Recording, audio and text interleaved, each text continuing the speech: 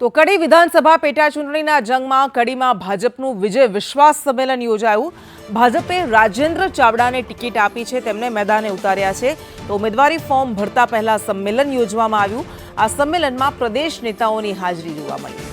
નીતિન પટેલે કહ્યું કે આપણે બધાએ એક થઈને લડવાનું છે, મનભેદ ભૂલીને ભાજપને જીતાડવા માટે પ્રયાસ કરવાનો છે। આ ચૂંટણીમાં ભાજપને જીતાડવા માટે આપણે સૌ કોઈએ ભેગા મળીને મહેનત કરવાની છે। તો કડીમાં ભારતીય જનતા પાર્ટીના ઉમેદવારે ફોર્મ ભર્યું એ પહેલા સંમેલન યોજવામાં આવ્યું હતું, જેમાં પ્રદેશ નેતાઓની હાજરી રહી। પૂર્વ નાયબ મુખ્યમંત્રી નીતિન પટેલે કહ્યું કે આપણે સૌ કોઈએ એક સાથે મળીને લડવાનું છે, ભેગા થઈને લડવાનું છે।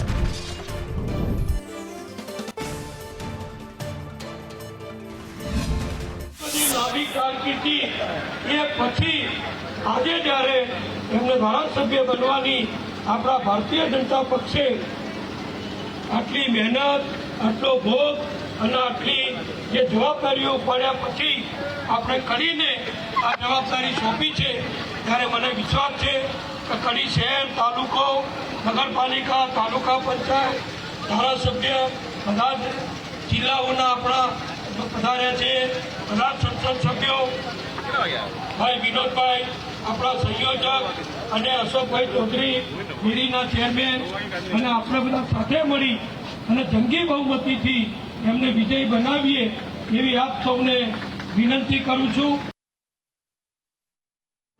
તો આ હતા પૂર્વ નાયબ મુખ્યમંત્રી નીતિન પટેલ। તેમણે કહ્યું કે કડીને આપણે વિકાસના પથ તરફ હજુ પણ આગળ વધારવાનું છે અને એટલા માટે કિરીટ પટેલને આપણે સૌ કોઈએ ભેગા મળીને જીતાડવાના છે। આ ચૂંટણીમાં ભાજપને જીતાડવા માટે આપણે સૌ કોઈએ ભેગા મળીને મહેનત કરવાની છે। તેઓ પોતે પણ કડીથી ધારાસભ્ય રહી ચૂક્યા છે, પૂર્વ નાયબ મુખ્યમંત્રી રહી ચૂક્યા છે અને નીતિન પટેલે ભારતીય જનતા પાર્ટીના વિજય વિશ્વાસ સંમેલનમાં આ શબ્દો કહ્યા। તેમણે કહ્યું કે મતભેદ ભૂલીને આપણે સૌ કોઈએ ભેગા મળીને રાજેન્દ્ર ચાવડાને જ્યારે ભારતીય જનતા પાર્ટીએ ટિકિટ આપી છે, ત્યારે આપણે સૌ કોઈએ ભેગા મળીને તેમને જીતાડવાના છે। રાજેન્દ્ર ચાવડાની સામે રમેશ ચાવડાને કોંગ્રેસે ટિકિટ આપી છે અને આ વખતે ખૂબ જ રસપ્રદ ચૂંટણી રહેવાની છે।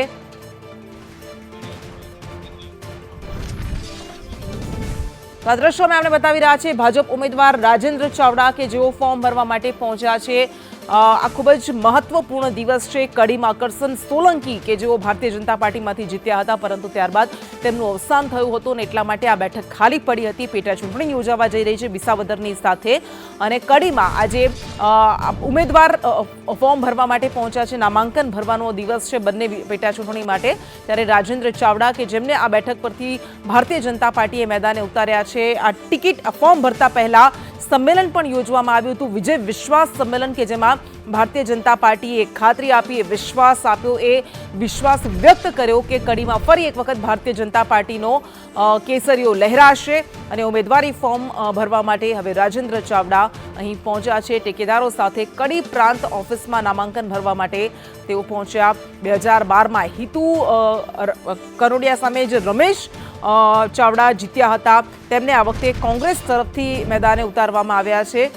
જો કે કરશન સોલંકી સામે રમેશ ચાવડા હારી ગયા હતા અને ફરી એક વખત હવે જ્યારે પેટા ચૂંટણી થઈ રહી છે, સંવાદદાતા કશ્યપ જોશી આપણી સાથે જોડાયા છે। કશ્યપ, નામાંકન ભરવાનો દિવસ છે અને બંને પક્ષે એડીચોટીનું જોર લગાવવામાં આવી રહ્યું છે, સંમેલનો યોજાઈ રહ્યા છે, કેવી પ્રતિક્રિયા, શું શબ્દો સામે આવી રહ્યા છે, કેવો માહોલ?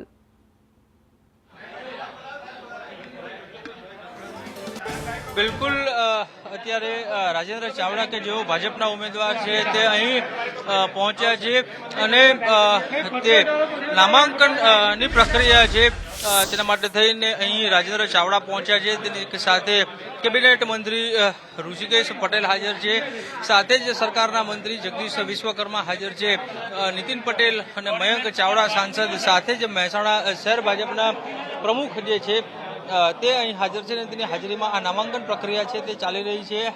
આક્ષેપ પ્રત્યાક્ષેપનો દોર અત્યારથી જ શરૂ થઈ ગયો છે, ત્યારે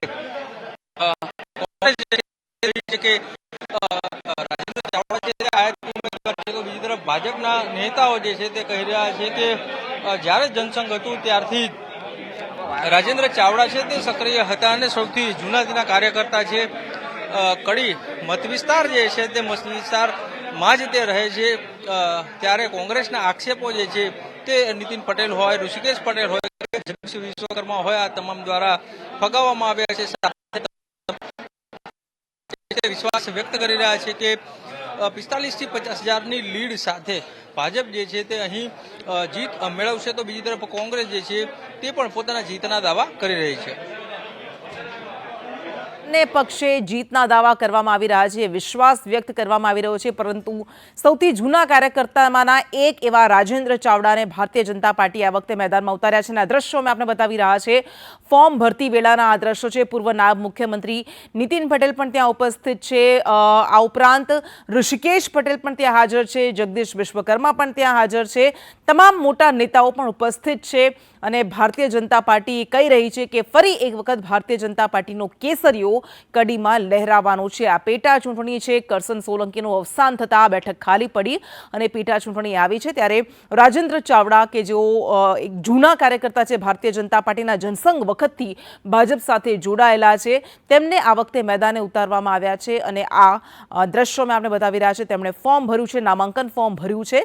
અને તમામ નેતાઓ, તમામ દિગ્ગજ નેતાઓ એ સમયે જે ઉપસ્થિત રહ્યા તેમણે વિશ્વાસ વ્યક્ત કર્યો છે કે ભારતીય જનતા પાર્ટી ફરી એક વખત જંગી બહુમતીથી અહીંયા જીતશે. ફોર્મ ભરતા પહેલા વિજય વિશ્વાસ સંમેલન પણ યોજવામાં આવ્યું હતું અને એ વખતે પણ એ જ શબ્દો કહેવામાં આવ્યા કે ભારતીય જનતા પાર્ટીમાં બધા જ કાર્યકર્તાઓએ, બધા જ નેતાઓએ સાથે મળીને હાથમાં હાથ રાખીને લડવાનું છે રાજેન્દ્ર ચાવડાને જીતાડવા માટે. આપણે નીતિન પટેલને પણ સાંભળ્યા, તેમણે પણ આ શબ્દો કહ્યા હતા. એટલે તમામ મોટા નેતાઓ ભારતીય જનતા પાર્ટીના અહીંયા ઉપસ્થિત છે. દ્રશ્યોમાં દેખાઈ રહ્યું છે જગદીશ વિશ્વકર્મા છે, ઋષિકેશ પટેલ કેબિનેટ મંત્રી છે, તેઓ પણ રાજેન્દ્ર ચાવડાની સાથે છે, મયંક ચાવડા પણ છે અને જગદીશ વિશ્વકર્મા, નીતિન પટેલ, આ બધા જ નેતાઓ અહીંયા ઉપસ્થિત છે. ફોર્મ ભરતી વખતે બધા જ નેતાઓએ કહ્યું છે કે ભારતીય જનતા પાર્ટી જીતશે કડીમાં, કારણ કે કડી એક એવી બેઠક છે, ખૂબ જ મહત્વપૂર્ણ બેઠક એટલા માટે પણ છે કારણ કે પૂર્વ નાયબ મુખ્યમંત્રી નીતિન પટેલની પોતાની પણ આ બેઠક રહી ચૂકી છે. જો કે આ એવી બેઠક છે કે જ્યાં કોંગ્રેસના ઉમેદવાર પણ જીત્યા હતા. રમેશ ચાવડા કે જેઓ અત્યારે લડી રહ્યા છે રાજેન્દ્ર ચાવડાની સામે, પોતે ત્યાંથી લડ્યા હતા અને જીત્યા હતા અને હિતુ કનોડિયાને તેમણે હરાવ્યા હતા. જો કે ત્યારબાદ કરશન સોલંકી સામે તેઓ હાર્યા હતા. અને હવે આ વિધાનસભાની પેટા ચૂંટણી.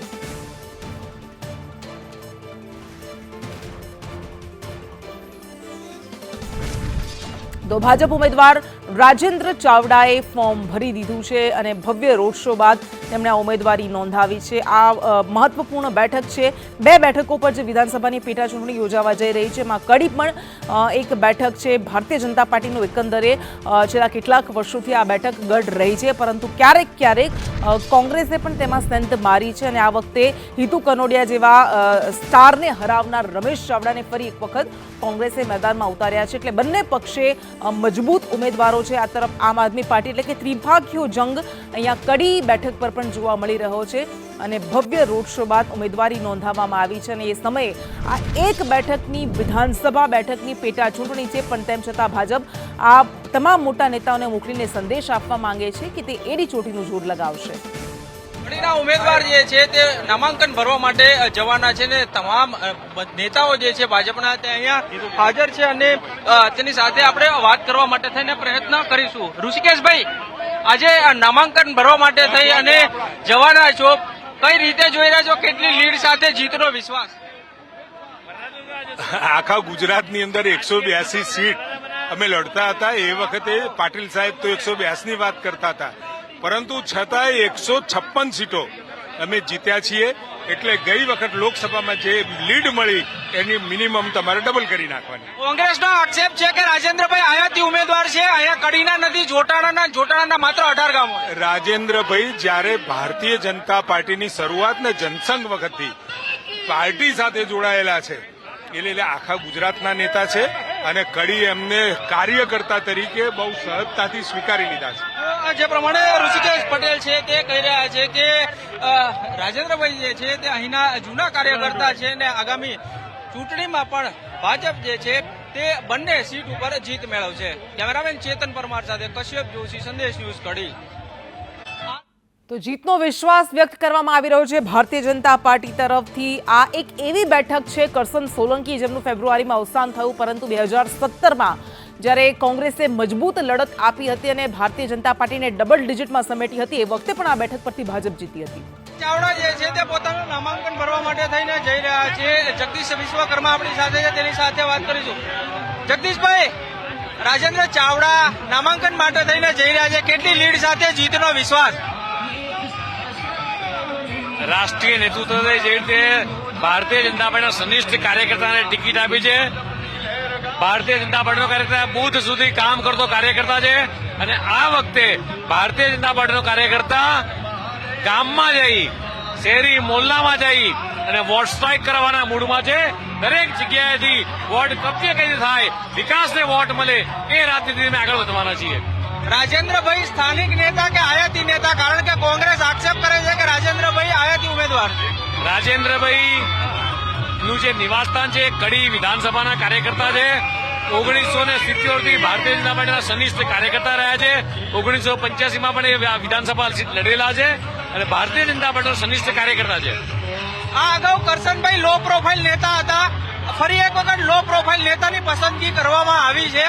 કઈ રીતે જોઈ રહ્યા છો? અહીંના મતદારો લો પ્રોફાઇલ નેતાને જ પસંદ કરે? ભારતીય જનતા પાર્ટી હર હંમેશા રાષ્ટ્રીય મોવડી મંડળ છે તે કાર્યકર્તાનું ચયન કરે છે. જે રીતે કરશનભાઈ એક સામાન્ય કાર્યકર્તા તરીકે જિંદગી જીવ્યા છે, એ જ પ્રમાણેનું વ્યક્તિત્વ માન્ય રાજેન્દ્રભાઈનું છે.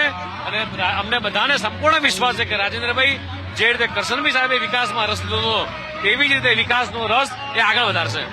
જગદીશ વિશ્વકર્મા છે તે કહી રહ્યા છે કે જે રીતે કરશનભાઈ છે તેણે અહીંના કામો કરેલા છે ને તે જ રીતે રાજેન્દ્રભાઈ છે તે પણ વિકાસના કાર્યો કરીને આગળ વધારશે.